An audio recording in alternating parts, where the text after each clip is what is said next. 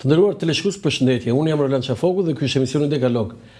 Redaktorët, kryedaktorët, drejtorët mund bëjnë çuditëra me lajmet, por pa reporterët ata s'bëjnë dot asgjë.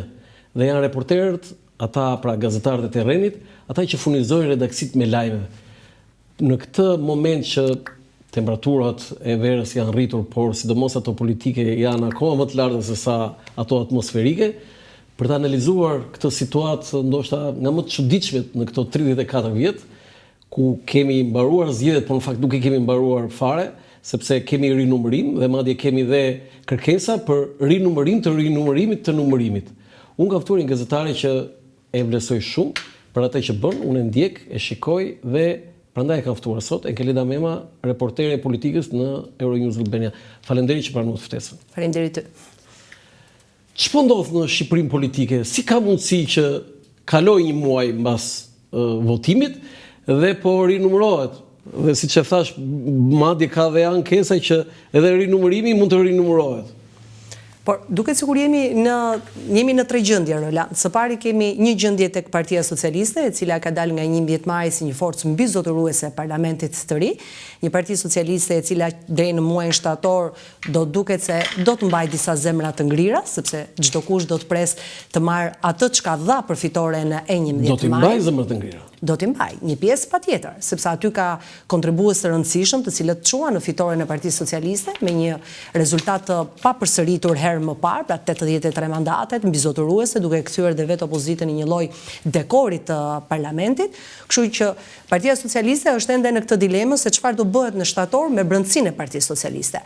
Pra do të kemi një asamble, do të kemi një kongres, do të kemi një qeveri të re, kur do bëhen vendimarrje të rëndësishme, kush do të jetë trupa drejtuese vetë Partisë Socialiste, kush do të jetë sekretari i përgjithshëm. Kanë rëndësi? Kanë rëndësi, patjetër, kush do të jetë sekretari i përgjithshëm. Çfarë rëndësie kanë? Kush është sekretari i përgjithshëm sot i partisë? Blendi Klosi është një emër i njohur dhe le të themi që është i vetmi që nuk është rilindas, është tipik socialist. Këtë e dini ju dhe unë dhe shumica e gazetarëve, por jam i bindur po të marr mikrofonin dhe dalim në rrugë të themi kush është sekretari i përgjithshëm i Partisë Socialiste, do thonë ja 4-5 emra. Po, është e vërtet, por unë e them në brendësi sepse çdo pozicionim që do bëhet si në strukturën drejtuese të Partisë Socialiste, ashtu dhe në qeveri dhe ata që do të mbajnë edhe komisionet parlamentare, do të tregoj qasjen që kryeministri apo fytyrën e re që kryeministri do t'i japë Partisë Socialiste, sepse është e dukshme, Roland, që nga listat e kandidatëve për deputet që bëri, Rama u përpoq të heq vetes një damk të madhe, një damk që e shoqëron në qeverisjen e tij. Qeveri e korruptuar. Jo, nuk e ka hequr, absolutisht. Ajo që është qeveri e korruptuar. Patjetër, për perceptimin e njerëzve, për perceptimin e opozitës, për shumë njerëz janë vëzhgues të politikës, analistë të politikës, është e vështirë që të hiqet kjo damka te qeveria. Analistë të politikës Enkeleda, po të pyes Enkeleda Memën, një nga reporterët më të mirë të politikës. Le të çfarë thonë analistët. Prandaj thash në fillim. Jo, nuk e ka zhbër. Ende damkën e një qeverie të korruptuar sigurisht që nuk e ka zhbër. Si fiton një parti e tillë dhe të mendosh në 2013 66 mandate, në 2017 74, 2021 74, dhe tani, pum, 83. Tani, një qeveri me damk, që thua ti, dhe ka 83 mandate, që po ndodh, si ka mundësi? Shko, jemi përballë një situate së pari, kemi një opozit, sepse ti ke kundërshtarin që nuk e ke kundërshtarin e fort. Pra kundërshtari drejt për drejt Edi Ramës ishte Sali Berisha, se ne për dy burrat e politikës flasim. Edi Rama dhe Sali Berisha, se këta janë ata të dy të cilët lëvizin politikën e madhe. Ti përballë ke Sali Berishën. Sali Berisha ka damkat e veta. Ka damkën e Nongratës SBA, ka damkën e Britanisë së Madhe, ka një proces gjyqësor të nisur në SPAK dhe duke nisur parasysh me faktin që SPAK-u mbetet si institucioni më i pëlqyer nga qytetarët, edhe se kjo është shumë e diskutueshme dhe shumë e debatueshme. Ke një Parti Demokratike e cila nuk u ngjiz asnjëherë. Pra një Parti Demokratike që shkoi në atë janarin e famshëm, pam ato skenat e famshme që ata grindeshin, përplaseshin me njëri tjetrin me në formë ishte luftë civile. Luftë civile. Okej, i quajmë luftë civile, në rregull. Ajo përplasje shumë e egër mes demokratëve. Të fundit Shqipëria luftë civile, faktikisht element ishte lufta e dytë botërore, partizanët me ballisën. E dyta është gati mbas 80 vjetësh në Partinë Demokratike, luftë civile ajo. Dakor, e quajmë luftë civile. Ata ishin me hunj, me hekur. Përplasje e fortë.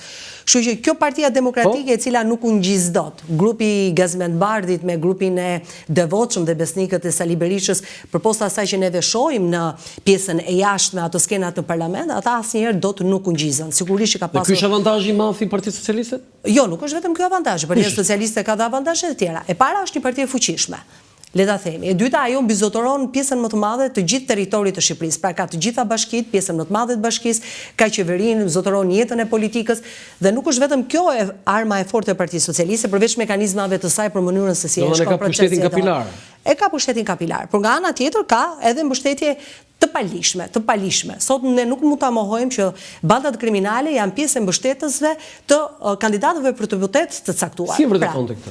Shembulli më konkret ata 11 maj, është një provë konkrete. 2 deputet, Arkend Balla dhe Sara Mila, të cilët mund të jenë njerëz të njohur në lokalitetet e tyre, në zonat e tyre, në njësitë e tyre bashkiake. Por kur dy këto personazhe nuk mundin as kryesocialistin Edi Rama dhe as drejtues politik të Partisë Socialiste në vota. Është e pamundur që një deputet Arkend Balla, që ma beso këtë pjesa më e madhe e kolegëve që mbulojnë politikën, as nuk e dinin që Arkend Balla ishte deputet. Nuk e dinin. Se ishte deputet? Po, Arkend Balla ishte deputet dhe në pjesë e madhe, do të thënë as gazetarët e politikës nuk e dinin. Se ke parë ndonjëherë aty të kaloj aty te PS-ja sepse di historinë e tij se si ai ka ardhur dhe se si ka zëvendësuar Aman Rajën. Unë e di sepse është pjesë e procesit. Mandatin ai nuk e ka marrë në fillim. Nuk e ka marrë në fillim, më e ka marrë pas. Prandaj ndoshta s'njehej. Kështu që dy personazhe të tillë, të cilët dalin me mbi 20.000 vota, duke superuar Edi Ramën që kur kanë kandiduar në qarkun e Durrësit nuk i kapi 20.000 vota. Sara Mila që superon Tauland Ballën, një nga njerëzit më të rëndësishëm të Partisë Socialiste, po dhe një nga njerëzit e fuqishëm të qarkut të Elbasanit. Tani pikpyetja e madhe është cila është puna e madhe që bën këta dy personazhe të cilët arritën këtë lloj vote. Pra, si shkuan te kjo vote? Sepse ti nuk ke fakte, po ti thua thjesht rrjedhim logjik. Patjetër rrjedhim logjik, sepse ty çfarë mund të mbështes tjetër? Ti mendosh që mund të mbështesi një elektorat i caktuar, se un kam po t'jap një paralele. Damian Gjyknuri është njeriu që ka bërë historikisht reformat zgjedhore. Është një personazh i rëndësishëm i Partisë Socialiste, është një njeri i fortë i terrenit politik. Pra ai e di si bëhen zgjedhjet, si merren votat dhe se si nuk merren votat. Pra e njeh sistemin në qelis. Damian Gjyknuri në qarkun e Vlorës, në habitatin e tij, mori 10.000 vota. Tani, nëse krahasojmë Damian Gjyknurin me Arkend Ballën që merr 20.000 vota dhe Damian Gjyknuri merr 10.000 vota, tani këtu ka një pikpyetje të madhe. Tu diçka nuk shkon. Damian Gjyknuri nuk është budalla që të merrte më shumë vota se Edi Rama. Nuk e vënë në dyshim që nuk është budalla, por Damian Gjyknuri përsëri kishte edhe një garë në brendësi të qarkut të Vlorës, se mos harro. Domethënë ai energjit i ka harxuar për të maksimizuar numrin e deputetëve. Jo votat për personale. Flas për 2021-shin, ëh? Patjetër. Atje ishte diskutimi më i madh. Patjetër, jo, në 2025-ën e para nuk e ka bërë për të maksimizuar votat më shumë Partisë Socialiste se sa e ka bërë për qëllimin e tij personal. Ndryshoi formula. Jo, po flas për 2025, nuk po flas për 2021. 2021 ka qenë në listë të... Nga që thatë që mori 10.000 vota, a thot kështu? Po, për 2025 10.000 vota mori. Në 11 maj 2025 ka marrë 10.000 vota, Damian Gjyknuri vot personale. Të dy personazhet që ti referohesh, kanë bërë një kapërcim sepse energjit i kanë vetëm personale. Dhe ata mund të thonë që po më marrim sepse ka dhe në Tiranë. Po. Do të thënë, ne kemi në Tiranë Orlando Rakibin, edhe ky, as në media, as në rrjetet sociale, do të thënë i panjohur, anon ishte dhe ai. Anon, patjetër, për Orlando Rakibin mos haro që ka një histori ka pas, pra ka babain e tij, babai i tij i cili funksionon në një zonë mjaft fuqishëm. Pra, ka si thua shtrirjen e tij Sara Mila, mos ja gabojmë. Mila e ka. Po më çudit ky si duket si ajo aktore amerikane Mila Kunis. Jo, nuk është Mila Kunis, po kjo është Mila Kunisi në pjesën shqiptare, por në çështjen elektorale. Tani unë nuk kam një përgjigje tjetër se përveç faktit që këta njerëz të cilët do të kenë zotëruar një mbështetje nga mbështetës të palishëm, të cilët mund të jenë edhe grupe kriminale, por ne këtë nuk e faktojmë dot, sepse një provë nuk e kemi, por që kjo nuk është më pikpyetje që banda të ndryshme kriminale, grupime të caktuara kriminale janë pjesë e politikës si në të majtën dhe në të djathtën, kjo është një gjë që unë nuk e pos fare në diskutim. Jo, jam shumë e bindur. Tani mund të më thuash të burgosurit në Elbasan që kishin votuar të gjithë Sara Milen? A mund të më thuash pak? Me dhe këta të burgosurit, ku e takuan këtë personat? Fansat e vetë. Jo, po ku e takuan? Ku e takuan, ku e njoftën? Sepse tani ti e një personazh anonim, Roland, le ta pranojmë. Arkend Ballë dhe Sara Mila janë dy personazhe anonim të politikës dhe të Partisë Socialiste. Ku e takuan këta të burgosurit Sara Milen? Atëherë çfarë ndodhi sipas teje? Patjetër që këta janë njerëz të cilët janë mbështetur nga grupet kriminale të caktuara, grupe kriminale të cilat kanë influencat e tyre në jetën politike, në vendimarrjet e caktuara. Nëse spaku do ta jetonte këtë, mund të gjende prova? Patjetër. Letësisht. Se ti s'në the provat, ti the vetëm rrjedhim logjik. Sigurisht, unë kam një rrjedhim logjik. Patjetër që mund të gjej prova. Është e vështirë që ti persona të caktuar ti kesh pasur në nënveshgim dhe në hetim, është e pamundur për spakun që të bëj një përgjim apo një hetim apo një investigim të fuqishëm për të kuptuar lidhjet e personit me të gjithë grupimet e palishme dhe kriminale që lëvizin në dyqarqe, se që Durrësi ka banda kriminale dhe Elbasani ka banda kriminale, besoj këtë nuk kam nevojë unë ta them. Kjo është lehtësisht e lexueshme tashmë, dihet, nuk ka asgjë, nuk ka asnjë çudi këtu. Kështu që Partia Socialiste ka edhe këtë pjesën nga pas dhe do ta ketë gjithmonë këtë damkën që do ta shoqëroj me vete e lidhur. I ka vjedhur votat Partia Socialiste siç thot Partia Demokratike? Partia Socialiste nuk ka nevojë të vjedhë votat, Partia Socialiste i blen votat. Nuk ka nevojë të I ka bler votat, i ka bler 83 mandatet? 83 mandate, nuk mund të flasim në numër fiks 83 mandate, sepse e para Partia Socialiste ka një administrat me vete.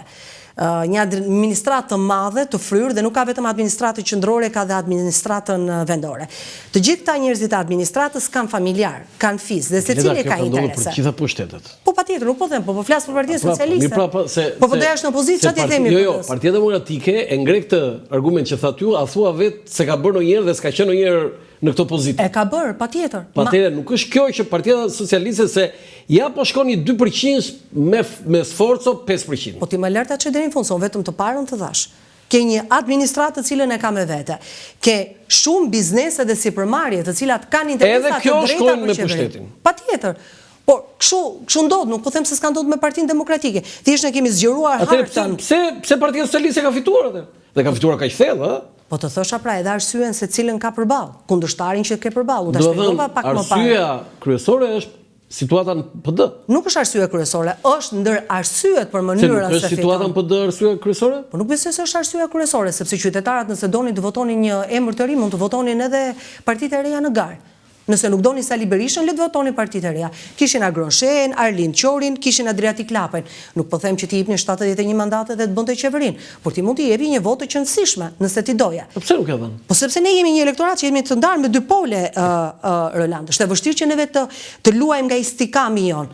Pra nga ajo bindja jone e djathtë apo e majt. Po anon nga teoria e PD-s që fajin e ka populli.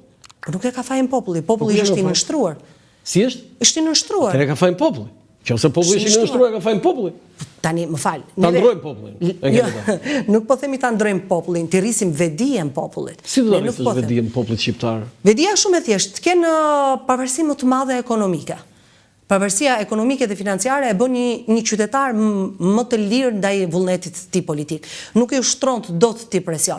Pra shkosa qytetarët janë të lidhura totalisht me interesa ekonomike, se dhe këtu bëhet fjalë për të ardhurën mujore të fundit. Unë e them shpeshherë, një pjesë e popullatës shqiptare është një popull biologjik, i cili ka mbetur te pjesa e të ushqyerit, të mbushurit të frigoriferit dhe këtu mbaron. E ka humbur pjesën e vedijes politike. Pra një qytetar, jo, nuk është. Mund ta përsërisësh edhe një herë, lutem? Që një pjesë e popullatës është popullat biologjike? Jo, që e ka mendjen te frigoriferi. Sepse ka që janë të ardhurat e tij, Roland.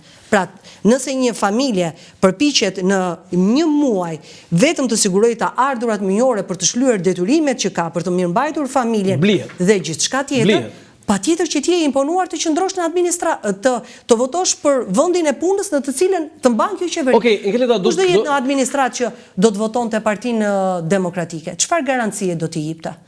Më thuajti mua, unë se do t'isha në një administrat, çfarë garancie do të më jepte mua ardhja e Partisë Demokratike dhe nëse Partia Demokratike nuk do të miqte mua nga puna, sepse ne vazhdojmë akoma me filozofinë që administrata është e imja dhe administratën e shfrytëzoj unë dhe e dua unë se e kam votë elektorale. Nuk e fshehim ne dot të, ne kemi familjar, të cilët janë hequr nga puna me ardhjen e Partisë Socialiste dhe sot janë të papunë ose kanë krijuar sipërmarrjet e tyre. Okej, do kthehem sërish te Partia Demokratike sepse ka jo pak problem, po qëndrojmë te Partia Socialiste. Tani ka goxha zhvillime aty. Ju e thatë që në shtator priten ndryshime në qeveri rreth parë. Por problemi kryesor me atë që kuptohet është a do ketë zgjedhje të parakohshme për Bashkinë e Tiranës? Tani jemi përballë një situate, së pari kemi një shkelje të afateve kushtetuese për 3 bashkitë. Për 3 muaj. Po. 3 mujoshi. E kemi shkelur me ato. Mos gaboj në datën 10 ose 11 maj. Mbushej 3 muaj. 3 mujori është mbushur, ato e kanë të ndorëhequr në ditën e një ditë para se të shpalleshin listat e kandidatëve për deputet. Për Tiranë është një situatë tjetër, sepse 3 mujorshin e asaj që thua ti çfarë parashikon ligji i qeverisjes vendore është që nëse 3 muaj ti fizikisht nuk paraqitesh, automatikisht Këshilli Bashkiak do duhet të mblidhet dhe të bëjë një vendimarrje.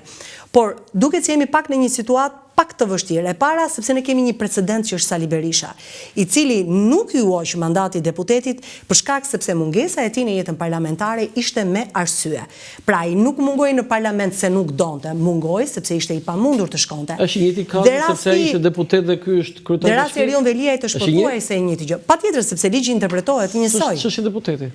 Po nuk ka lidhje fare, ligji interpretohet për interpretohet i njëjtë. Nuk ka rëndësi në ti je deputet apo nuk je deputet. Pra ti nuk je paraqitur në punë për arsye sepse ti tashmë je arrestuar dhe ndodhesh në burg. Por që Këshilli Bashkiak do duheshte të mblidhej dhe të bënte një vendimarrje të vetën, sigurisht do bënte një vendimarrje. Sigurisht që vendimarrja nuk do t'i takoj Këshillit Bashkiak, sepse ajo vendimarrje do të jetë e kryesocialistit Edi Rama, patjetër do të jetë vendimarrja e tij. E them kryesocialistit sepse në këtë rast kemi të bëjmë me një vendim të një kryetari të PS-s sesa të një kryeministri. Do të jetë vendimarrja e tij dhe me siguri si është pritshmëria jote, si e ke ti të dhënat dhe informacionet? Por unë besoj që Erion Veliaj e ka mbyllur karrierën e tij politike. E ka mbyllur? Besoj që e ka mbyllur karrierën. Nëse gjykata e liron atë se ka mbyllur. Problemi është një proces shumë i gjatë. Derisa të shkojmë në procesin gjyqësor. Neve ende nuk kemi hyrë në procesin gjyqësor me Erion Veliajin.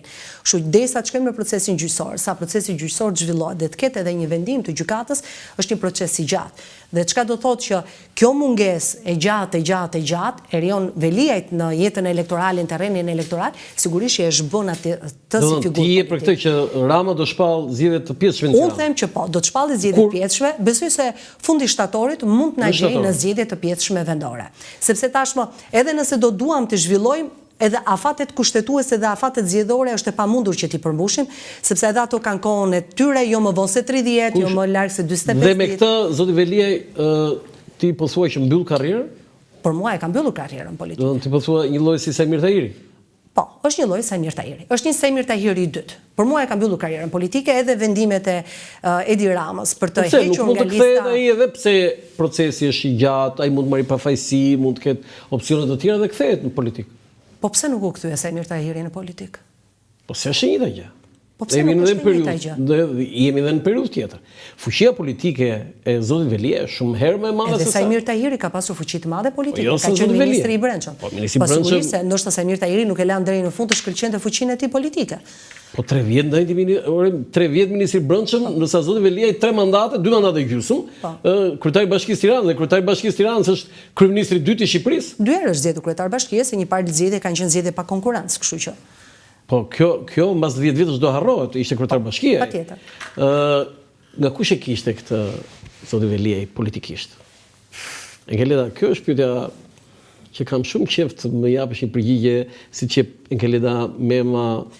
Pikpyetje e madhe. Unë kam pikpyetje e madhe nëse Erion Veliaj është tradhtuar nga të tijët, pra nga rrethi i tij ngushtë, bashkëpunëtorët e tij të ngushtë, nëse është tradhtuar nga të tijët, dhe nëse këta tradhtar të tij, pra të rrethit të tij të ngushtë, kanë gjetur një, le ta them, një padron, kanë gjetur një padron më të fuqishëm se Erion Veliaj, që në këtë rast duhet të jetë kryesocialisti Edi Rama, dhe nëse kryesocialisti Edi Rama mund të jetë ndjer, nëse është ndjer, deri diku i kërcënuar nga fuqia politike, ekonomike e Erion Veliajt. Edi Rama i kam dyshime për këtë, nëse, po the.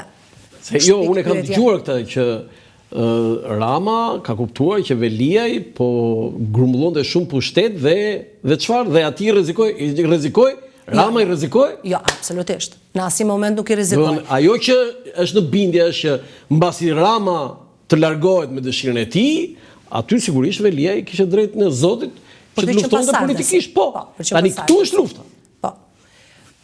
Kush ishte ky apo kjo konkurrent? Nuk di ta them kush ishte ky apo kjo konkurrent, sepse unë nuk jam e bindur. Nuk është zonja Balluku? Jo. Nuk e shoh. Sigurisht që ata mund të kenë rivalitet, dhe është krejt normale që Partia Socialiste të ketë rivalitet për atë që do të jetë pasardhësi i Partisë Socialiste, por nuk besoj që mund të jetë Belinda Balluku. Kam një dilemë në këtë çështjen e Erion Veliajt.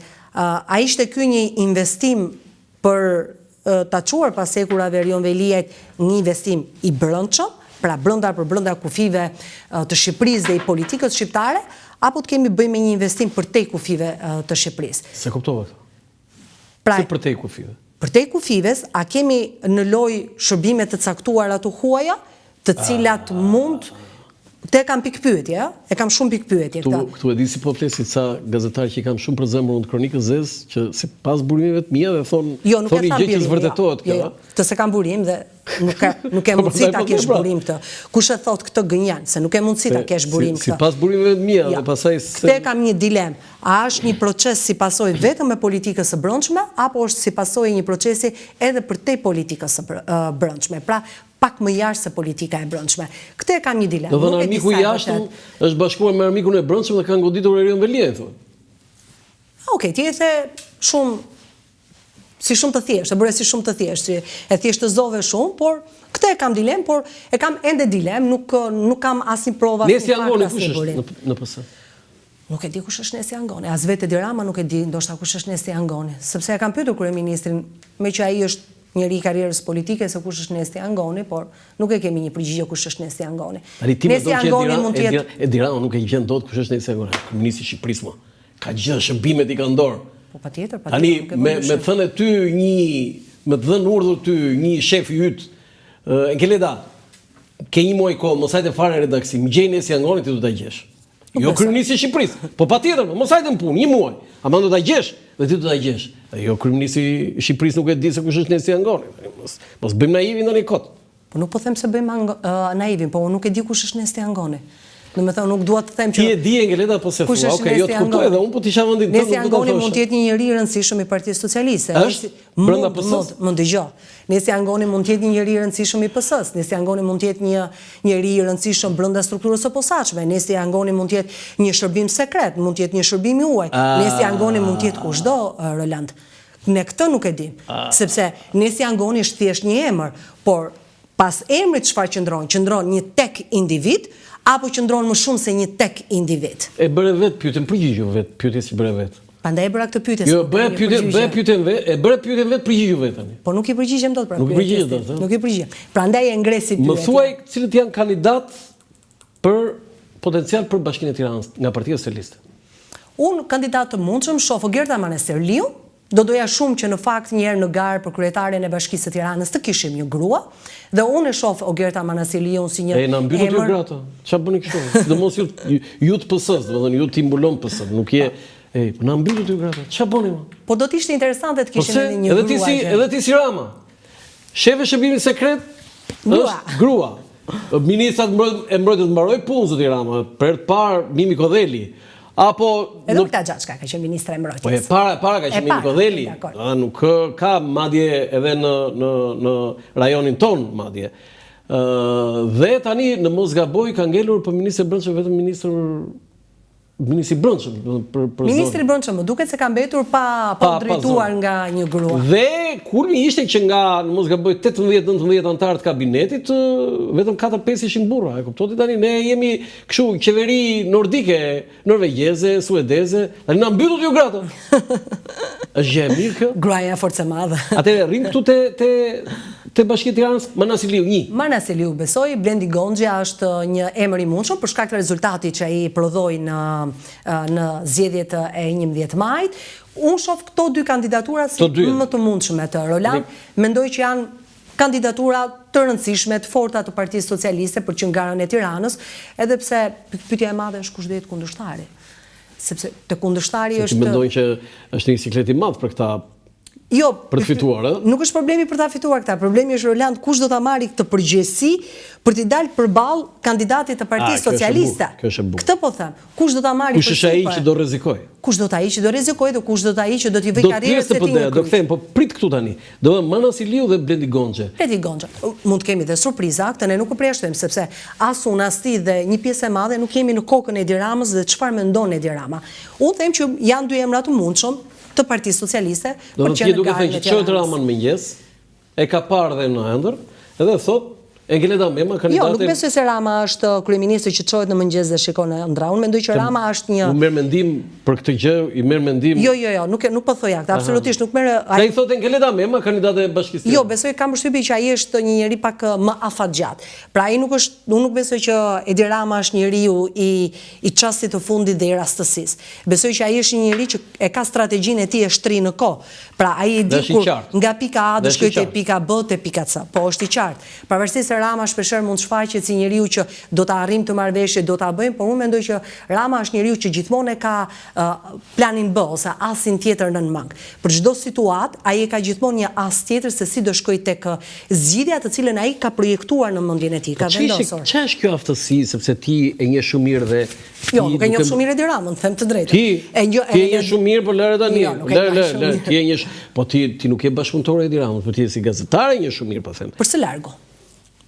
Po për së largu. Ti mbulon Edi Ramën, ti më thon nga për së largu. Çfarë për së largu moj? Po e mbuloj Partinë Socialiste, por është ndryshe që ti t'jesh pjesë në brendësitë Partisë Socialiste, dhe është ndryshe ti t'jesh jashtë. Ti je shoqja e Edi Ramës. Ti je gazetare që mbulon Edi Ramën dhe ke shumë informacion. Pik, këtu nuk e vëmë në diskutim të.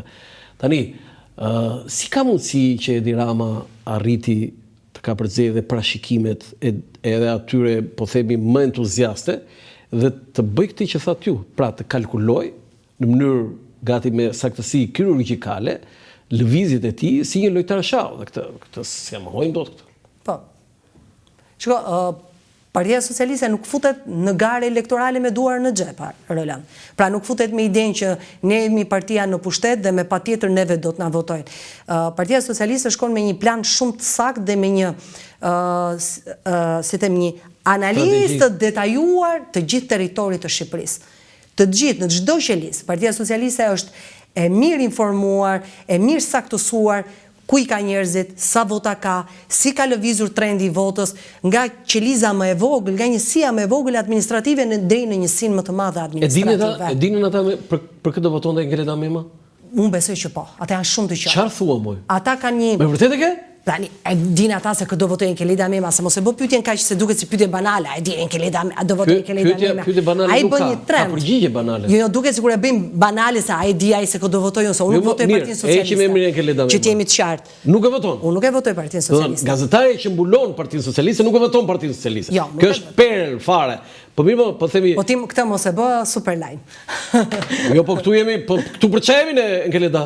Këtu për lajm jemi. Po mirë, ndrojmë emrin e Engeleda Mema. Po themi, e di Partia Socialiste për kë votoi Roland Qafoku? Patjetër, sepse ata kanë të gjithë njerëzit e tyre të shpërndarë në terren për të identifikuar çdo votues të tyre. Ata bëjnë një analizë shumë të mirë të trendit të votës dhe nuk e bëjnë trendin e votës Roland në zgjedhjet e fundit. Ata bëjnë trendin e votës në vite.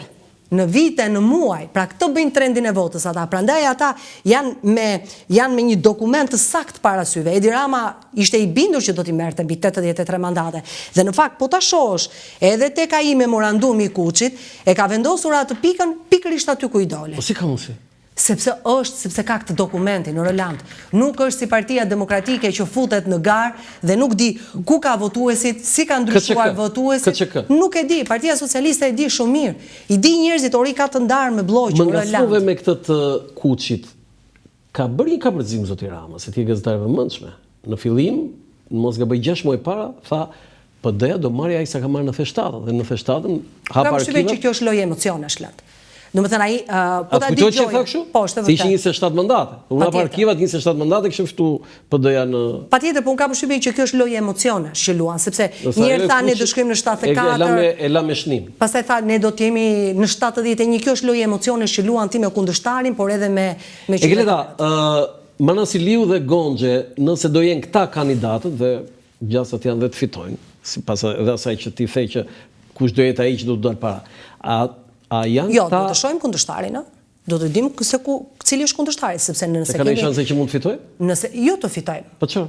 Sepse nëse përballë kemi një kundërshtar siç është Ilir Ali Mehmeti, i cili është një figurë preferuar. Ilir Ali Mehmeti në Engeleda. Ti shikon çfarë po i bëjnë atje më? Po them nëse Roland. Po nëse tani këta dy, pra Manasiliu, zonja Manasiliu dhe Blendi Gonxhe, nëse do jenë këta kandidat dhe gjasat fitojnë, janë kandidat potencial për të qenë suksesor të Edi Ramës në Partinë Socialiste? Pasardhës të... Nuk di ta them. nëse mund të jenë këta. Se ai që ka Bashkinë e Tiranës? Po, është një lloj ideje që ai që drejton Bashkinë e Tiranës duhet rruga e tij politike duhet shkojë drejt kryetarit të partisë. Por Ogerta Marceliu dhe Blendi Goxha janë bashkëpunëtorë të fortë të Edi Ramës. Pra, Ogerta Marceliu Blendi Goxha është një bashkëpunëtor i vjetër, por edhe i ri. I vjetër, por dhe Ogerta Marceliu është një bashkëpunëtor e vjetër. Jo, tani ajo është bashkëpunëtor e vjetër e qëndrueshme. Po. Ndërsa Blendi Goxha i vjetër, madje shumë i vjetër, se ka qenë Goxha ishte studenti i zotit Rama. Në fillimet, domethënë. Po, në fillimet dhe pastaj pati shkputë, tani është edhe i ri. Po. Por unë besoj që ai që do të pasojë Edi Ramën, besoj që do të jetë një vendimarrje dhe vullneti i Edi Ramës. Pra do të jetë ai që do ta përcaktoj pasuesin e tij. Gleda, do të bëj një pyetje që lidhet edhe me Ramën, po edhe me pjesën historike, po mund ta mbushësh atë se unë për vete po pi ujë, po ti vetëm po flet. Rama ka thënë që unë e vrava babain tim politik Fatosanën dhe u bëra kryetari i Partisë Socialiste dhe kryeministër. Po mirë babain, po ai vrau dhe djalin. Djali ishte Erion Veliaj. Jo po unë. Erion Veliaj pra? Se vrau Erion Veliaj babain politika, se mos na... Po ja bëj pyetje një gazetare që do ta japësh përgjigjen e di që është shumë interesant. Nëse Erion Veliajin e vrau babai i tij, se në këtë se dim, nëse ka qenë Edi Rama pas kësaj situate. Unë nuk e di, unë këtë nuk e vërtetoj dot. Nuk e them dot. Do të thua që nëse Edi Rama po donte ta mbronte, nuk e mbronte dot? Asë nuk e themi dot. Tani do na thuash një gjë këtu se me këto kështu po më duket sikur por nuk e marr përsipër që ti vesh Edi Ramës diçka për të cilën as nuk e faktoj dot, as nuk e provoj dot. Pse se vrau? A mund të dyshoj unë që Edi Rama, a mund të dyshoj unë? Po dyshove ti? Patjetër që unë mund të dyshoj, sigurisht që a mund të jetë Edi Rama pjesë të gjithë mekanizmit i cili çoi Erion Veliajin pas hekurave, a mund të ketë qenë Edi Rama në kërcënimin e ndonjë kërcënimi nga faktor të jashtëm dhe ka detyruar të bëjë këtë zgjedhje. A ka zgjedhur Edi Rama midis dy gjërave Erion Veliajin dhe dikë tjetër dhe ka dorëzuar Erion Veliajin. Pra këta janë të gjitha mundësitë që neve thjesht mund t'i dyshojmë dhe t'i diskutojmë, por që të faktojmë që Edi Rama është ai që i nguli 100% thikën Erion Veliajt se donte t'ja ngulte thikën 100%, këtë nuk e themi dot. Sepse mund t'jenë faktor të ndryshëm. Se nuk e vrau Erion Veliaj babain e tij politik? Po besoj se nuk është kaq e thjeshtë që ti të... Edi Rama e vrau Fatosanën. Edhe thot ai, nuk e ka kështu. Ndoshta jemi pak në situata më ndryshe, pastaj Fatosana tani më sa kujtoj unë se mosha ime është pak më e re, nuk është se kam aq kujtesë të madhe politike në ato vite. Besoj se ka qenë një kryeminist demokratik. Ne nuk morëm pjesë 28 nëntor 1912, po dim se ç'a ndodhi. Po patjetër, po kujtesa ime politike nuk është aq e gjatë, sepse unë atë kohë kur ka ndodhur shumë histori, kam qenë pak më e re dhe nuk kam pasur vetdijen politike që zotëroj sot. Në atë kohë kam parë politikën me sy të tjerë, sot e shoh me sy të tjerë. Kështu që është e vështirë që të bëj një krahasim them se si e vrau Edi Rama babain e tij politik dhe se si Erion Veliaj nuk e vrau dot babain e tij politik. Jam dakord me ty, po kam frikë se jemi të dy gabim. Pse? Sepse në Partinë Socialiste thonë të gjithë që Erion Veliaj nuk e vrau babain e tij politik. Dhe ky është gabimi i karrierës tij. Si mund ta vrisë Erion Veliaj babain e tij? Siç e vrau Edi Rama Fatosanën. Por ndoshta Partia Socialiste në atë kohë më lër të kujtoj ka qenë në një tjetër proces. Sigurisht që nuk ngjajnë situatat. Çfarë ngjarje kishte në Partinë Socialiste për të cilën Erion Veliaj do duhet ta vrisë babain e tij politik, sepse babain e tij politik do ta vrisë kur të mbaronte mandatin e tretë si kryetar bashkie, besoj. Pra të mbyllte ciklin e tij si kryetar bashkie dhe të fillonte betejë. Se nuk drejt më të kandidon. Se nuk kandidon se s'ta lejon ligji. Ndoshta kjo do të ishte periudha e cila do të ndërtonte skenën je duke thënë që ishte shumë herët për të menduar për këtë gjë. Ndoshta 4 vitet e fundit si kryetar bashkie ai do të mendonte për këtë gjë. Pra do ta thurte këtë gjë për të shkuar në marrjen e Partisë Socialiste. Ndoshta Rama i doli përpara kësaj? I priu, ndoshta i priu. Të thash, po mund të jenë shumë arsye në brendësi, ne nuk e dim. Sepse neve hedhim thjesht dyshojmë, hedhim dyshime dhe atë mendojmë që mund të ketë ndodhur. Por të vërtetën absolute në këtë situatë besoj se duhet ta di vetëm kryesocialisti Edi Rama se çfarë ka ndodhur konkretisht me rastin Erion Veliaj. Dhe vetë Erion Veliaj. Në PS janë kështu Engelida, se ti një mirë është Edi Rama, ka janë 100 vende bosh, pastaj fillon i dyti, i treti, i katërt. Kështu është? Por besoj se kartoni kryesor është Edi Rama. Mendoj. Sepse ai është njeriu vendimarrës. Në gjë të re këtu. Ori dyti kush është? Të dytën sot. Unë besoj që numri më i rëndësishëm i dytë është Belinda Balluku. Besoj që është njeriu më i rëndësishëm për momentin në Partinë Socialiste. Se është zëvendës kryeministre dhe ministre e infrastrukturës, pra ka pushtetin edhe politik dhe pozitën politike dhe atë ekonomik, edhe për këtë arsye. Apo ka dhe aftësi për të qenë me të vërtetë numri 2. Shiko, edhe për këtë arsye, sepse mban pozicione të rëndësishme, edhe për rezultatin që prodhoi në zgjedhjet e 11 majit, jo vetëm në Fier, sepse le të themi që një pjesë e hir të fitores në Dibër është edhe Belinda Ballukut. Po, besoj se është edhe pjesë e fitores së saj, sepse ajo ligji fizik i inercisë. Po, ka qenë drejtuese politike e Dibrës dhe sigurisht që ajo ka patur dhe influencën dhe rolin e saj në qarkun e Dibrës. Pra ka njerëzit e vet. Dhe po tash është në grupin parlamentar, le të themi që deputetët që si thua vinë si produkti Belinda Ballukut në grupin parlamentar të Partisë Socialiste nuk janë të pakto, janë disa. Le të themi që si themi ka krijuar një grup brenda grupit të Partisë Socialiste. Ka krijuar një grup brenda grupit? Po e shpreh kështu. Le të themi sikur ka krijuar një grup brenda grupit. Mbeu dhe harrova reklamën, po më shkruar gjëja publicitet thotë se domethënë nuk e di çfarë po ndodh. Publicitet kthemi sërish. Një falënderim për institucionin monetar Manigrama Kinvest që mbështet emisionin Dekalog këtu në Dritare TV me sloganin e njohur transfero shpejt, gjithmonë më shpejt kudo dhe kurdo. Akinvest, institucioni i pagesave për shërbimi Manigram, risjell shorteun për klientët e tij. Klient të dashur, çdo tërheqje apo dërgesë që do të kryeni nga data 14 prill deri më 14 korrik, pra nga 14 prilli deri më 14 korrik, me shërbimi Manigram në çdo zyrë dhe agjent Akinvest do t'ju mundsoj të bëheni automatikisht pjesëmarrës në shorteun që do të zhvillohet në Edila Shqiptare në Televizionin Klan më datën 20 korrik 2025. Pra në Edila Shqiptare në Televizionin Klan më 20 korrik 2025. Sa më shumë transferta me Manigram, aq më shumë merrni pjesë në shorte. Për çdo një transfer ju do të kualifikoheni me njerëz si pjesëmarrës në shorteun, nga i cili do të ketë 6 fitues me një çmim 50.000 lekë të rinj, pra 6 fitues me një çmim 50.000 lekë të rinj, sapo të kryeni transfertin e tretë ju kualifikoni dhe si pjesëmarrës në shorteun, nga i cili do të ketë 7 fitues me një çmim 100.000 lekë të rinj, pra 7 fitues me një çmim 100.000 lekë të rinj. Përdorni pra Manigram dhe fitoni. Faleminderit edhe një herë Manigrama Kinvest, institucionit monetar që mbështet emisionin Dekalog këtu në Dritare TV. Falenderit, kthehemi në studio, edhe një herë falenderoj Manigrama Kinvest, institucionin monetar që mbështet emisionin Dekalog këtu në Dritare TV. Keleta, po më shjon shumë kjo intervista, ka një ritëm që sikur të ishin politikanët kështu, ose sa bukura do ishin emisionet, do ishin shumë më të mira. Tani, pyetja ime është, ka mbështetje Erion Veliaj aktualisht në Partinë Socialiste dhe pse ndodhet në qeli? Mbështetje miqësore dhe emocionale thua? Jo, mbështetje politike themo. Mbështetje politike vështirë. Kush do të jetë nga ata socialistët të cilët do të guxojnë? Po patjetër, kush do të guxojë që të shfaqin mbështetjen politike për Erion Veliajin. Po të sjell rastin e Etienne Xhafajt, kur Edi Rama mblodhi të gjithë punonjësit e pushtetit vendor në sheshin Skënderbej, për të mbajtur atë qëndrim që mbajti për arrestimin e Erion Veliajit dhe që i bëri dhe thirrje mbështetësve të Erion Veliajit që mos ju shoh më në SPAK. Etienne Xhafaj ishte deputeti i vetëm i cili shkoi në atë takim, dhe askush tjetër nuk shkoi. Dhe Etienne Xhafaj për këtë veprim të tij dhe për atë status që mbajti në Facebook, le themi që në një farë mënyrë u ndëshkua nga kryesocialisti Edi Rama. U la në listë hapur, pa asnjë lloj mbështetje në një zonë elektorale që për të do ishte totalisht e pamundur të bënte një votë elektorale. Do doli nga politika.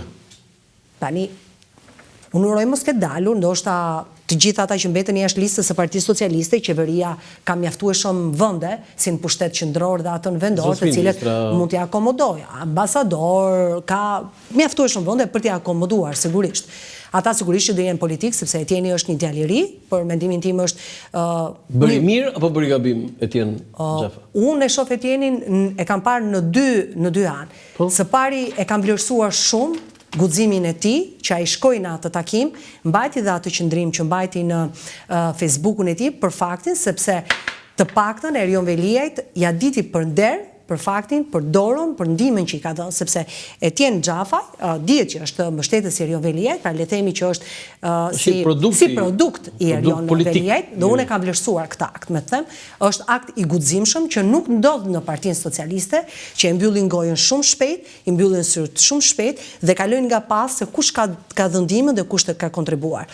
Por ishte një dëm politik për ta. Cili ishte ai politikan në Partinë Socialiste që ti do të bëri zhgënjim më të madh duke u distancuar nga zoti Veliaj? Nuk di ta them, ndoshta Fatmir Xhafaj deri diku? Se e ka braktisur? Jo, nuk e ka braktisur. Ndoshta për një status të gjatë që mbajti zoti Xhafaj që tregoi raportin me drejtësinë, raportin e Erion Velia që duhet të ketë me drejtësinë. Ishte një shpjegim shtërues për drejtësinë. Shpjegim shtërues, sigurisht, por një lloj distancimi i lehtë mund ta quajmë, Roland, një lloj distancimi i lehtë për sytë e publikut, gjithmonë ne flasim çfarë lexojmë publikisht. Ti e duke thënë që në Partinë Socialiste e kanë braktisur Erion Velin? Kjo fjala braktisje si folje është pak e rëndë. Janë më njanuar, le të themi. Domethënë, kanë një tjetër pozicion. Janë distancuar. Janë distancuar, se braktisje duket si fjalë shumë e rëndë, me gjithë peshën e gjyqit, procesit që Erion Velia i ka për të kryer. Janë distancuar, kanë pozicione të tjera, kanë qëndrime të tjera, bëjnë vendimarrje të tjera dhe kjo për shkak të situatës që është vetëm Partinë Socialiste, që të gjithë duhet jenë me Edi Ramën dhe nuk mund të ketë grupime të dyta dhe të treta të cilët mund të jenë me të tjera. Egleda, ti si njëse shumë e mirë në Partinë Socialiste, më thuaj disa emra që ti shikon që mund të jenë antar të kabinetit në shtator? Unë mendoj që Arbian Mazniku do t'jetë ende pjesë e kabinetit qeveritar. Besoj shoh Adea Pirdeni, që është ministre aktuale, e shoh si emër të mundshëm. Shikoj Ervin Demon, ish kryetarin e bashkisë. Ervin Demon do jetë në qeveri? E shoh. Ervin Demon si ish kryetari i bashkisë së Beratit. Dhe drejtuesi i Qarkut. Edhe drejtuesi politikë i Qarkut. Se për të parë mori goxha, nga kryetar bashkie, drejtuesi i Qarkut. Igli Hasani besoj do t'jetë ende pjesë e qeverisë, ndoshta mund të mbetet ende ministër i jashtëm. Për Evropën dhe punë të jashtëm. Po, jashtëm, në emra të tjerë të mundshëm, nuk e di këtë do të përzidhja nga emrat aktual, se janë edhe një pjesë e ministrave që ju harrojmë dhe emrat. Nga që nuk i kemi. Belinda Ballukun sigurisht do t'jetë pjesë ende e kabinetit qeveritar, shoh Blendi Klosin, mund t'jetë një rikthim i Blendi Klosit. Mund t'jetë një rikthim i Blendit Klosit, pse jo? E shoh të mundshëm rikthimin e Blendit Klosit në qeveri. Nëse ty do të bëjnë një ofertë, Enkelida, se do vazhdojmë me emrat, që një nga këta ministrat, hajde zëvendësja ime, se ti ke një përvojë, do shkosh? Jo. Jo? Sa më pëlqej këto, bravo. Ja, unë kam zgjedhur profesionin dhe karrierën time. Nuk mund të asocojmë dot me një parti politike. E kam si fotografi, kjo gazetarja këtu, kjo Enkelida Mema, në një aktivitet të qenora 6 masdite, që unë kam qenë aty, jo vetëm ishte në aktivitet, po kishte edhe vajzën. Sa vjeç është vajza tani? Tani është 7, pothuajse 7. 7 vjeç, duhet të ketë qenë 3 vjeçe? Po. 2 vjeçe? Po, ndoshta. Dhe vajzën në krah ishte në aktivitet. Nuk ta harroj Enkelida me atë moment. Ja një zonjë, një gazetare që e bën sakrificën me profesionin e saj, duke marrë fëmijën me vete. Do thotë, "Ama s'e bëri në jo, bëri, për në Shqipërinë tonë po." Edhe e vlerësoj shumë këtë dhe përgjigjja jote është fantastike. Të tjerë emra? Por besoj të thash një pjesë të emrave, pastaj sigurisht. Nëse regjia ka mundësi të na ndihmojë me qeverinë aktuale, që ne mund të komentojmë. Po, se ndoshta nuk më sepse disa emra unë bëja diçka e Enkelida. Thrisja disa politikanë këtu, qoftë edhe të vjetër dhe vendosja qeverinë këtu me këtu dhe gjysmët e tyre si dinin se kush ishte. Po pa emrat e shkruar. Piro Vëngu, besoj do të jetë ende në kabinet qeveritar, që sot është ministri i mbrojtjes dhe sigurisht do të kemi edhe emra të rinj, po ndoshta emra të rinj. Keni emër të rinj nga këta deputetë të rinj që mund të ose thoj Sara Mila mund të jetë në qeveri pse? Tani mos bëjmë shaka të tilla. Jo, ishte pyetje, nuk ka pyetje shakatore. Përgjigjet janë shakatore. Shakal, ta lejmë deri tek fitoria e Qarkut Elbasani si deputetja e votuar dhe të shohim nëse do të ketë ndonjë. Se po e vuri Dirama Saramilën atje ç'a? Ti do mërzitesh? Jo, nuk mërzitem as pak sepse ne sigurisht që jemi surprizuar. Bora Muzhaqi do jetë? Nuk e di ta them për Bora Muzhaqin, është përtej vëmendjes dhe optikës time. S'është deputet, a? U bë deputet. Është bërë në listën e mbyllur të Qarkut të Elbasanit. Ai që në listën e mbyllur. Se ne këta të listës mbyllur nuk i kemi diskutuar fare. Nga që mi marrë më shumë listën e Po, listën e kuptoj tani ç'a ka qenë bro. Nuk di të them një emër tjetër nëse do jetë, po sigurisht mund të jetë, unë besoj që do jetë një ndërthurje e tillë, Roland, do ketë emra të cilët e vazhdojnë karrierën e tyre si ministra, pra vazhdojnë një karrierë politike dhe do të ketë emra pasaj të rinj, të cilët vinë si deputet të rinj, të cilët nuk kanë karrierë ministrore dhe do të jenë pjesë e kësaj qeverie. Pra do jetë një tip ndërthurje. Me emrave pak më të vjetër. Do ketë goxha ndryshim. Po besoj do të ketë ndryshime të qëndësishme. Nuk e di sa kryeministri do ta mbaj fjalën për Ina Majkon, kandidaten për deputeten e qarkun e Vlorës. Bravo. Që tha do të jetë ministre fiton apo nuk fiton, ajo nuk fitoi. Mori pak vota, po tani qarku i Vlorës ishte një qark i egër për kandidatët që kishte. Kishim dy sipërmarrës, kishim Ardit Bidon, kishim Damian Gjiknurin, kishim drejtoren e Spitalit të Vlorës, kështu që ishte një terren i ashpër për më të rinj dhe më njohmozakët. Mund të krahasosh tani Damian Gjiknurin tani dhe Ardit Bidon tani. Nuk shqisoj tani. Po them emrat, po flas emra. Emra dhe mbi emra dhe emra tani. Por Ardit Bido tani edhe kaq nuk mund ta nënvlerësojmë, sepse Ardit Bido ka bërë një betejë të fuqishme për çështjen e Imarës. Mos haro që Ardit Bido ka qenë njësh me Partinë Socialiste kur bëhej debati i madh për Fredi Belerin. Dhe tani Partia Socialiste, le të themi që në një farë mënyre e shpërbleu Ardit Bidon për gjithë qëndrimet e tij që ka mbajtur, sepse Ardit Bido ishte në çdo panel të politikës, i cili ishte thuajse njësh me Partinë Socialiste për çështjen e Fredi Belerit. Po, kur je njësh me Partinë Socialiste bëhesh deputet, e kuptoj këtë. Si kundër Iris Luarase. Po Iris Luarasi tani nuk mund të krahasosh Irisin me Ardit Bidon tani, mos po nuk po i krahasoj format. Nuk po i krahasoj. Irisi është profesoresha e Arditit e 100 Arditëve tani. Nuk po i krahasoj Roland. E pra se duk sikur e ngritet më sikur. Po të them që persona të caktuar janë futur në listat e Partisë Socialiste për shkak të qëndrimeve që ata kanë mbajtur për Partinë Socialiste, pra një lloj shpërblimi, po të them. 50 sa deputet të rinj janë? 51, 2, 3? Në Partinë Socialiste, 53 ose 54. Duhet jeni gjeti.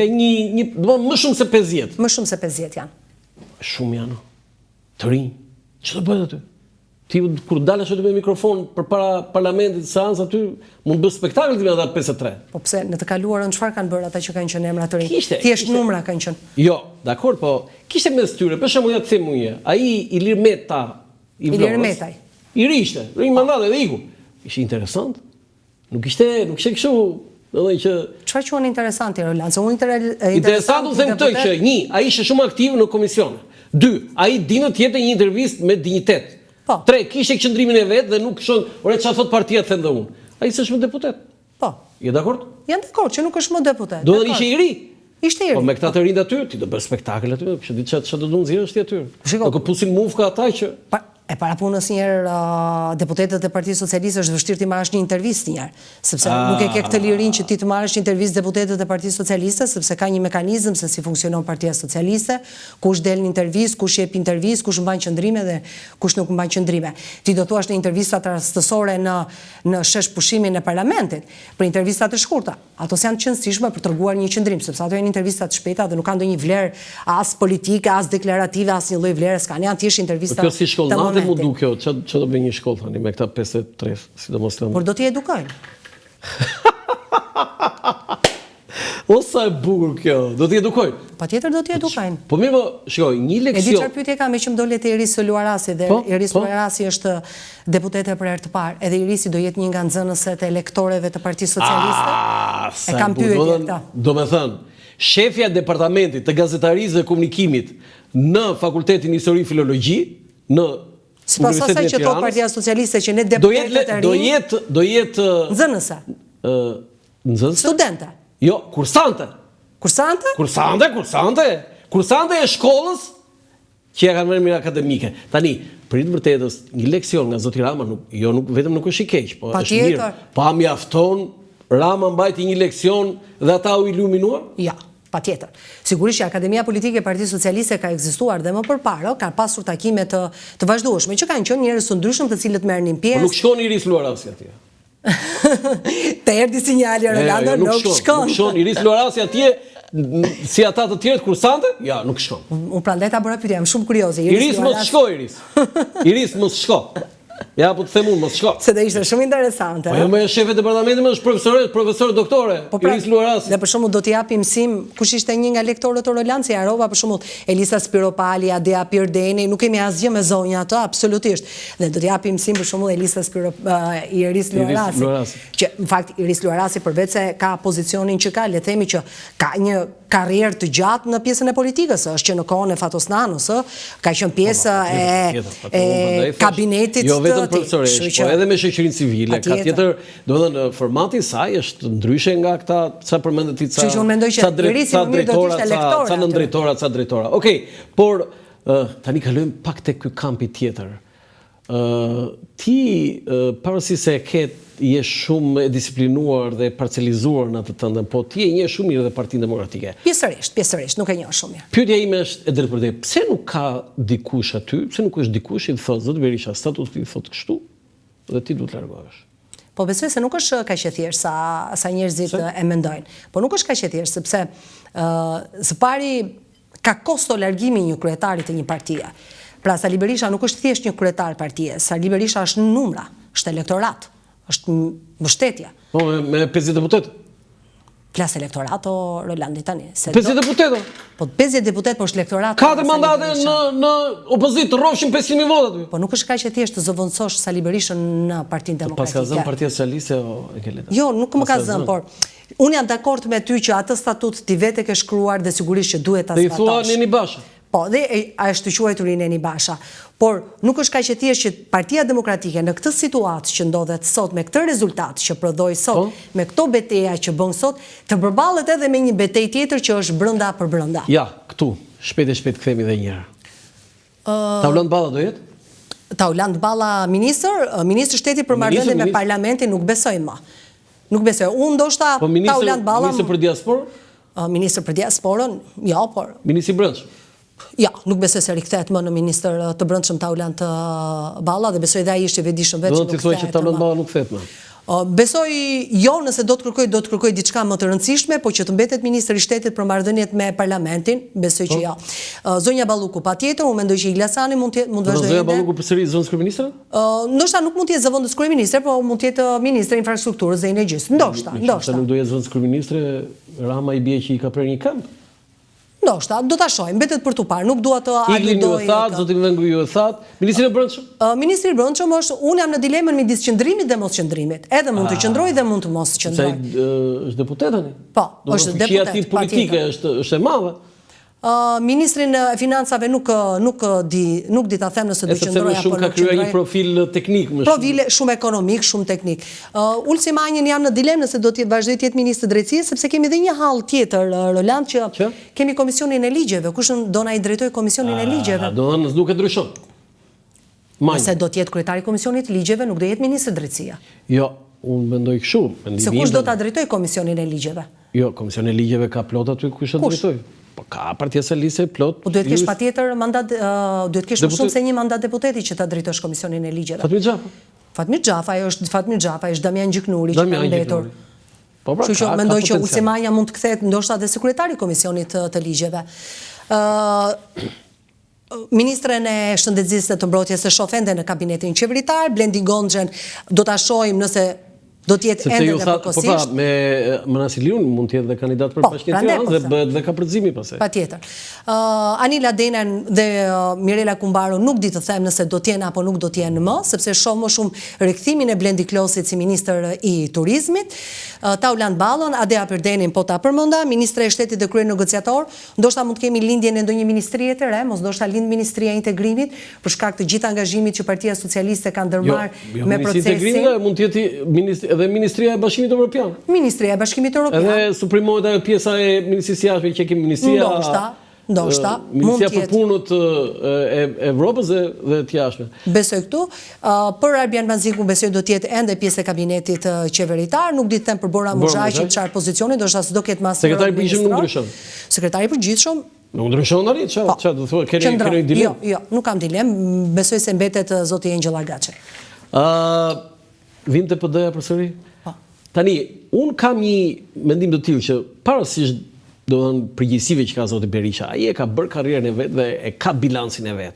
Ore dakord ne gjithë themi Berisha, por në një tjetër ka përgjegjësi aty on Keleda, se e vërej që gjithë shigjetat janë Berisha. Dakord, ai është kryetari. Dhe ne bëjmë atë pyetjen e djallit, pse sikën Berisha për Nenin Basha. Po aty ka dhe ca të tjerë që kanë përgjegjësi aty. Patjetër, drejtuesit politik kanë të gjithë përgjegjësi politike për çështjet e tyre. Ata do bëjnë analizën? Si do e bëjnë ata analizën? Në shtator thonë, kam këtu unë, do bëjmë analizë në PD thonë. Kush do bëjë analizën? Gazemet Bardhi. Që humbi në mënyrë të turpshme në Fier. Se ky është problemi. Tani kjo nuk ishte si pyetje se kjo ishte si përgjigje, po pyetja është si do të thotë përgjegjësia kryesore gjithmonë shkon kryetarit të partisë. Pra, peshën kryesore të përgjithësisë. Okej, dakor. Por aty janë përgjigjës të gjithë. Të 12 drejtuesit politik të qarqeve, ndoshta do bëjmë një përjashtim me Lezhën dhe me Kuksin që janë edhe Shkodra, se edhe Shkodra është fituese, 3 të vetmet, një përjashtim, sa mund quhet një përjashtim, se në fundit Partia Socialiste përmisoi dhe rezultatin e vetë në Shkodër, nga 3 shkoi në 4. Janë përgjegjës të gjithë. Dhe peshën kryesore politike sigurisht e mban kryetari i Partisë Demokratike. A do bëjnë ata analizë të vërtetë dhe të sinqertë? Unë nuk e di sa mund ta bëjnë të vërtetë dhe të sinqertë, sepse ata nuk janë as në harmoni me njëri tjetrin. Pra, dy grupime të cilat nuk janë as në harmoni me njëri tjetrin, sepse jemi të qartë që ato dy grupime nuk janë ngjizur 100%. Ata janë aty për të qenë bashkë për hir të karrikës së deputetit, pra për të bërë deputet dhe për të qenë deputet. Por, a do të ketë analizë, a nuk do të ketë analizë, për mua ka një dilemë të madhe, se po t'ishte për të bërë analizën, e kishin nisur analizën dhe në shtator do të vinin ndoshta me një projekt të sakt, me një aksion të mirë përcaktuar se çfarë do të bëjë Partia Demokratike dhe 50 mandatet e saj, 50-53, se mos e ngatarove, 50 mandatet e saj në parlament përballë një partie socialiste mbi zotëruese, mbi dominuese, që nuk ka më nevojë për kartonin jeship të Partisë Demokratike. Çdo gjë Partia Socialiste e bën e vetme me mbështetjen e heshtur të PSD-s, po dhe po se bëri me PSD-n, PS-ja se ka problem fare gjej një vot, 2 vota aty, se ka problem. Por edhe në PD dhe merr një vot. Prandaj po them, mund ta gjej kudo këtë mbështetje. Çfarë do bëj PD-ja? Cila është ardhmja e PD? Si parashikon, sepse kjo është pjesa më e rëndësishme. Çfarë do ndodh aty tani? Së pari unë mendoj që e ardhmja e Partisë Demokratike do të varet shumë nga procesi gjyqësor i vetë Sali Berishës. Pra, problemet që Sali Berisha ka me drejtsinë dhe sa problemet me drejtsinë që ka Sali Berisha non gratën, por me drejtsinë, se fillon procesi gjyqësor. Sa këto problemet që ka Sali Berisha me drejtsinë do ta mbizotërojnë vetë grupin parlamentar Roland. Pra, problemet e Sali Berishës do të jenë dhe problemet e grupit parlamentar, apo grupi parlamentar i Partisë Demokratike do të ketë shqetësime dhe probleme të tjera për te problemeve që ka Sali Berisha. A do munden ata që në shtator të shkojnë me një projekt të sakt, me një aksion të sakt, me një qëndrim të sakt, për mos të bërë veprime që i kanë bërë në të kaluarën të cilët ju kanë dështuar, mosbindja civile ju dështoi, qeveria teknike ju dështoi, bashkimi deri diku ju ka dështuar, nuk arritën dot të ngjizeshin. Imitove Berishën, ë? Jo, nuk e imitova. Sa e bukur. Te imitove Geleta Mema dhe imitove shkëlqyer. Si do të shkojë në shtator? Dhe unë them që ajo që Partia Demokratike do duhet të bëjë, ose vetë Sali Berisha duhet të bëjë, është do duhet të skicoj pasardhësin e tij. Pra, të skicoj cili do t'jetë. Do bashën dy? Jo bashën dy, nuk e kam në këtë kuptim. E kam më tepër që duhet lër garë të lirë. Garë të lirë dhe figura që duhet vi, duhet të ketë me vete të gjithë mbështetësit e Sali Berishës. Pra, të jetë figura e planuar dhe nga vetë votuesit e Sali Berishës si kryetari Partisë Demokratike. Por se sa kjo do të ndodhë me një parti demokratike të tillë, vështirë ta parashikoj. Di gjë ku është Lulzim Basha? Jo, nuk e di. Se di fare? Jo. Po si gazetare politikës se di ku mori 1500 vota? Mbas 9 vitesh kryetari i PD-s mori 1500 vota? Lulzim Basha tani është përtej orbitës kryesore politike. Besoj që nuk është më as faktor, as aktor. 1500 vota ti, e rënd. Edhe Geleta Mema ti. Geleta nga je ti? Unë nga Tirana, Tiranëse. Memat e Tiranës? Memat e Tiranës, ë? Po.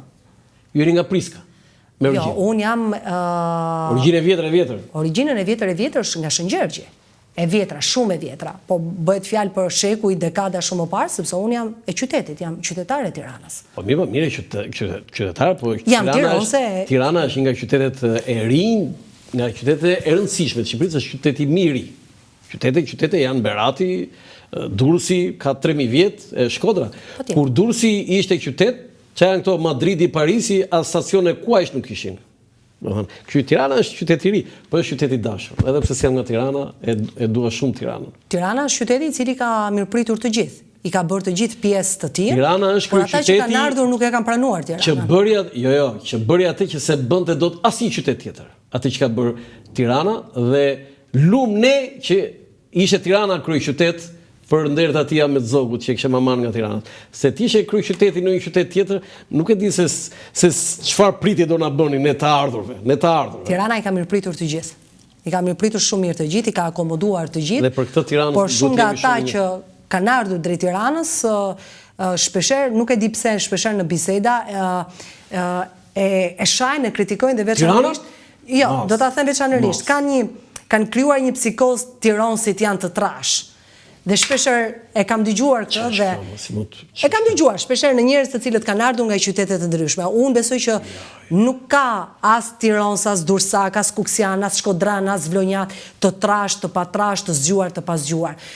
Çdo komunitet ka njerëzit e vet intelektual, sigurisht ka edhe njerëzit e tij të paarsimuar, ka edhe njerëzit e tij të pamundur, ka edhe njerëzit e tij të arrir. Pra qyteti është shumë dimensional, nuk është vetëm një dimensional. Dhe unë shpesher e kam ndeshur këtë që ju Tiranësit jeni të trash. Jo, nuk më vën as pak në siklet. Nuk më vën as pak siklet sepse unë vi nga një familje tiranëse, e cila është tiranëse.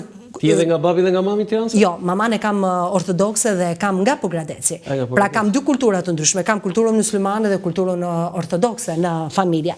Po vetë çfarë ritesh kryen? Unë jam ortodokse sepse unë jam rritur te gjyshërit e mamit dhe gjyshërit e mamit e mi më kanë edukuar me kulturën ortodokse. Po e shikoj te kryqet që ke në vathët. Në fakt janë kryqe katolike, po janë për një arsye tjetër, ja blej gjithmonë një zonjë si vjen nga Shkodra, bën punime artizanale dhe i blej gjithmonë produkte dhe i kam bler këto vathët kohët e fundit dhe për një periudhë. Kryqje.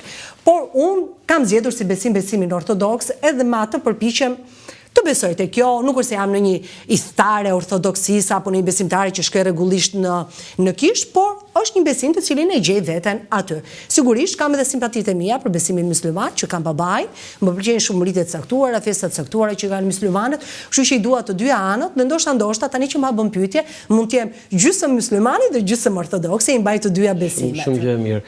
Po për ata që thon këto fjalë për Tiranën është e turshme, sepse unë e thash që Tirana ka një monument shpirtëror që se ka askush. Atë mikpritjen, atë që bëri. Dhe jo mikpritja hajde në shtëpi të hash bukë. Se shumë pak kjo, shumë e vogël kjo. Por i tha gjithë Shqipërisë hajde në Tiranë. Hajde ndërtoj jetën në Tiranë. Dhe e lejoi këtë. Dibranëve u dha toka dhe u tha lagja e Dibranëve. A e kupton çka bën? Dhe pastaj ata u bën ata Tiranës. Sa ata sot thonë jemi Tiranëse. Në fakt ata janë të ardhur pak më herët se ne të viteve 80 e 90. Kështu është, por Tirana kërkon një monument në mes të Tiranës për gjithë atë që ka bërë për Shqipërinë. Dhe jo vetëm për territorin shqiptar, se ti nuk e di se sa familje të tëra nga Kosova, nga Maqedonia dhe nga Malizi kanë ardhur, nga Presheva në Tiranë në vitet 20-30 dhe kanë marrë në shtësinë shqiptare. Se lëri ato, kështu që për Tiranën ti domethënë është mëkat, jo turp, po është mëkat ti thuash të fjalë. Tiranën ne duhet ta kemi në zemër dhe ne që simi nga Tirana. Faleminderit. Unë nuk naqa shumë me këtë intervistë, po më lë tani ore në një besimtar të thekur ka në politikë që ti, se më ngasmove me këtë që ti shkon kryeritet. Ka besimtar të thekur, domethënë që nuk shkojnë vetëm kur janë ato festat dhe bëjnë ato urimet. Shikon një deputet i politikan që kryen rite pavarësisht ç'a ndodh? Me thënë drejtën, i vetmi politikan që kam parë vetëm Genc Pollon. Po Genc Pollo aktualisht nuk është se është në politikën aktive. Vetëm Genc Pollon kam ndeshur dhe tani që ma bën këtë pyetje, tani që ma bën këtë pyetje, nuk e pas kam parë në njërë me kaq vëmendje. Domethënë ka politikanë të cilët kryen rite, falen, shkojnë në kish. Kto që ti më rite, po jo kur janë festat fetare. Jo, që kanë përditshmërinë e tyre, nuk. Po ndoshta jo në përditshmërinë, po kryejnë rite, po themi, nuk e di, kam përshtypjen që ndër politikanët që kryejnë rite duhet jetë Tom Doshi. Si katolik, sepse e kam vënë re shpesher që është pjesë. Mesila Dodon kam parë në katedralen katolike. Te ortodoksit ose te muslimanët, jo. Nuk e parë. Jo, ndoshta edhe mund ta kem parë, por nuk e kam futur në kujtesë. Si një moment që... Duhet bësh një kronik që politikanët që kryen rite. Është interesante nëse do kishte një politikan, ndoshta të fesë muslimane do ishte shumë kurioze. Shkon xhami? Po, që shkon xhami, që kryen ato ritet, sepse feja ortodokse ose katolike është krejt pak më ndryshe nga feja. Po, është më ndryshe. Do ishte shumë kurioze, por jo. Mund të kem parë, por nuk e kam futur në kujtesë si besimtar. Po kryeministri Rama që është i vetmi kryeministër katolik mes 33 kryeministrave. Besoj e di këtë që, se ka thënë vetë. Po Edi Rama thotë, unë jam dhe kryeministër musliman. Jo. Ai ish pak zuar si katolik në gjyshe. Ka dhe emrin e pagëzimit? Paulin? Paulin, që e ngacmojnë këta jo jeta e shefe. Paulin një gjë e tillë. Paulin, e ngacmojnë ata. Po jo, Paulin. E ka pagëzuar gjyqja. Sherazi, gjyqja e ka treguar vetë. Po, e ka treguar. Tani, ai kryen në një rit katolik? Nuk e di. Është shumë intim besimi. Është e vështirë që ti të depërtosh tek kjo. Por nëse ai kryen një rit, nuk e di, a ndoshta ai mund të falet në shtëpinë e tij. Por besoj se Berisha musliman është, musliman, por nuk e di nëse kryen në rit. Se janë shumë personale, janë shumë intime. Është e vështirë që të depërtosh tek kjo gjë. Nuk e di nëse zoti Berisha falet në shtëpinë e tij, zoti Rama lutet në shtëpinë e tij. Këtë nuk e di, është shumë personale, shumë intime. Është e vështirë. Domethënë vetëm duhet ja bësh si pyetje. Ta pyesësh që a falesh apo nuk falesh, a lutesh apo nuk lutesh. Tani për ta mbyllur media dhe politika. Tani më thuj diçka, si ka ndryshuar media, se kemi bërë kapërcime të jashtëzakonshme, edhe për shkak të teknologjisë, do ta themi këtë, por edhe për shkak të Shqipërisë son politike. Çfarë po ndodh me media? Po, ka përshtypjen që media është në një lloj stagnacioni. Pse? Një lloj stagnacioni prej tashmë shumë vitesh. Për shembull, kjo shpeshherë kur ndryshojnë qeveritë ka dhe një frymë të re nëpër media. Pra, ka ndryshime dhe mediat bëjnë lëvizje. Ku një qeveri është e qëndrueshme prej vitesh, veçanërisht tregut mediatik i bën shumë dëm, sepse nuk lëviz asgjë në tregun mediatik. Pra, mbetet e njëjta qeveri, ne do të vazhdojmë me të njëjtat lidhje dhe interesat ekonomike që kanë drejtuesit e mediave dhe këtë nuk kemi pse ta fshehim sepse e dim të gjithë. Kështu që krijon një lloj stagnacioni, krijon një lloj mos ndryshimi të tregut të mediatik. Pra nuk i jep shumë mundësi njerëzve të terrenit, dhe këtu flas për gazetarët, për operatorët, për gjithë stafet teknike që punojnë në media që të kenë një ndryshim të pagës së tyre mujore, sepse lëvizjet në media bëjnë të ndryshime të pagave. Sa vjet ke në gazetari Engleda? Unë kam filluar në 2002-shin, sot jemi 2025-a, sa i bie Lancës se kam bërë këtë llogari, mbi 20 vite. Do të thënë ti po shkon qerek shekulli gati si Skënderbeu që mbajti Shqipërinë. Unë shpesh e them me shaka kur pyesin kolegët e rinj që Lida sa vite ke ti ose sa vjeç je, i them jam në prag pensione. Domethënë për t'ju dhënë idenë që janë shumë kohë dhe jam në prag pensione. Si ndihesh ti që ke këtë karrierë me ata gazetari që befas veç shpallën, jam gazetar tani, që s'kan bërë një intervistë, që nuk kanë bërë një shkrim, nuk kanë bërë lere analizë, po nuk kanë marrë një intervistë ore 10 pyetje, 10 përgjigje. Ore të kenë bërë, ore të kenë dalë në terren. Ore të kenë bërë një analizë, një shkrim analitik, të kenë analizuar një ngjarje, një fenomen dhe befas ti shikon, unë jam gazetar. Si ndihesh ti Engeleda Mema, një reporteri që e harxhon ditën për lajmin mbas lajmit dhe dëgjon këtë gjë? Shikoj, unë nuk ndihem as pak keq sepse secila gjenerat ka të mirat, ka dhe të këqijat e veta. Për gazetarët e rinj që ti thua, unë nuk them që janë ata fajtor 100%. Jo, mos jeti i ri, jo, të lutem, nuk e thash këtë. Te e the ti. I ri në profesion, them. Jo, befas dikush thotë që unë tani jam gazetar. Nuk ky mund mos jetë 18 vjeç, ky mund të jetë edhe 40 vjeç. E thotë unë jam gazetar tani, thotë. Sa shoqi punë. S'ka bërë as intervistë, as një shkrim, as një analizë, nuk ka ndjekur një ngjarje apo s'ka raportuar një herë. Po, secili merr përgjegjësitë e tij në atë çka thotë Roland. Është përgjegjësi personale për atë që ti do të jesh dhe për atë që ti do të shfaqesh. Nuk e ti përgjegjëse, jo. Unë as sot nuk e quaj veten gazetar, se ne mbetemi reporter të terrenit. Është një stad i më i lartë të qenurit gazetar. Do thotë që ti ke kaluar disa procese zgjedhore, disa zhvillime të fuqishme, të rëndësishme politike dhe ke edhe një moshë të caktuar mendore për të arritur dhe për të bërë qëndrime, analizë dhe që mbajnë dhe statusin gazetar. Është e vështirë. Megjithatë, media ka shumë probleme, Roland, ndoshta do jetë një herë tjetër që do t'i diskutojmë. Lume Euronews-i që të ka dhe unë u gëzova shumë që të kisha në këtë intervistë. Faleminderit shumë Engeleda Mema. Të falenderoj edhe unë ty. Ishte një kënaqësi, do të rishihemi në ngjarje të tjera. Me shumë kënaqësi do të ftoj. Ky ishte emisioni im për sot nga Roland Qafoku, mirupafshim.